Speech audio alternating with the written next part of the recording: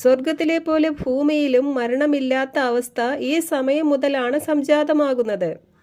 ക്രിസ്തു എന്ന പെസഹ കുഞ്ഞാട് കൊല്ലപ്പെട്ടതുകൊണ്ടാണ് ഈ സന്തോഷം മനുഷ്യർക്ക് തിരികെ കിട്ടിയത് എന്നതുകൊണ്ടാണ് ഇതിനെ കുഞ്ഞാടിൻ്റെ വിവാഹം എന്ന് വിശേഷിപ്പിച്ചിരിക്കുന്നത്. ഇതിൽ നമ്മൾ സ്വർഗത്തിൽ നിന്ന് കുഞ്ഞാടിനോടൊപ്പം ഇറങ്ങി വരുന്ന വരൻ്റെ കൂടെയുള്ള സ്വർഗീയ പൗരന്മാരായിരിക്കും. ഈ സമയം ഭൂമിയിൽ 1000 ആണ്ട് കഴിഞ്ഞ് നിൽക്കുന്ന യഹൂദർ ആയിരിക്കും വധുവിൻ്റെ പാർട്ടി. പിന്നെ അവിടെ അനേകം സ്വന്തക്കാരും ബന്ധുക്കളും കൂട്ടുകാരും വിരുന്നുണ്ണാൻ വരുന്ന നാട്ടുകാരും എല്ലാം ഉണ്ടായിരിക്കും.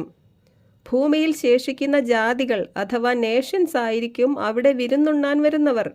ഇവരെക്കുറിച്ചാണ് യേശുക്രിസ്തു പറഞ്ഞത്, കിഴക്കുനിന്നും പടിഞ്ഞാറു നിന്നും നിരവധി ആളുകൾ വന്ന് അബ്രാഹത്തോടും ഇസഹാക്കിനോടും യാക്കോബിനോടും കൂടെ ദൈവരാജ്യത്തിൽ വിരുന്നിനിരിക്കും.